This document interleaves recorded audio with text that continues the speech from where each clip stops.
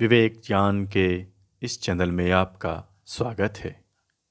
आज हम सभी एक शिष्य की प्रश्न पर चर्चा करने जा रहे हैं।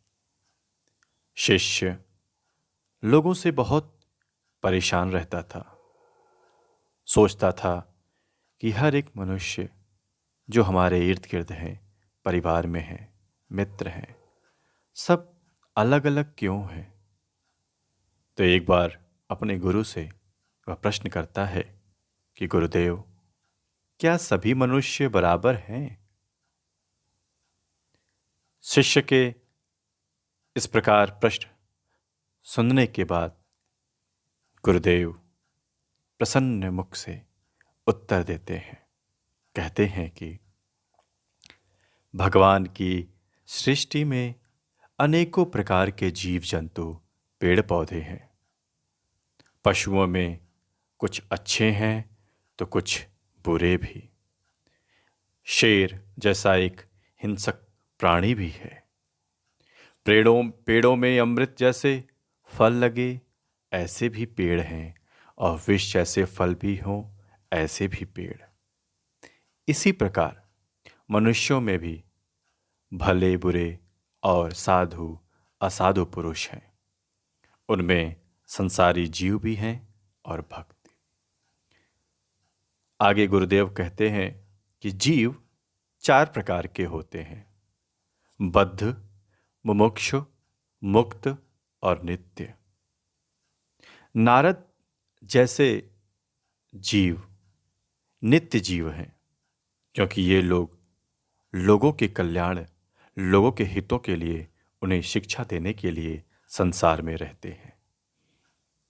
बद्ध जीव ऐसा जीव है जो संसार के विषय में फंसा रहता है और ईश्वर को भूल जाता है, भगवान की चिंता भी नहीं कर पाता। मुमुक्षु जीव ऐसा जीव है जो मुक्ति की आशा रखता है। मुमुक्षुओं में से भी कोई कोई मुक्त हो जाते हैं और कुछ नहीं हो पाते। और अंततः मुक्त जीव ऐसे जीव हैं जो संसार के कामिनी कांचन विषय में कभी नहीं फंसते। इनके मन में विषय बुद्धि होती ही नहीं। ये हमेशा ईश्वर के चरणों में अपना ध्यान लगाए रहते हैं। फिर गुरुदेव एक कहानी के माध्यम से इस विषय का वर्णन करते हैं कि एक तालाब है और उस तालाब में एक मछुआरा गया। जब जाल को तालाब में मछुआरे ने फेंका, तब कुछ मछलियां उसमें फंस गई। उनमें से 2-4 मछलियां जो बुद्धिमान थी, वे जाल में नहीं फंस पाई। ऐसी मछलियां नित्य जीव की तरह हैं, किंतु अनेक मछलियां जाल में फंस जाती हैं।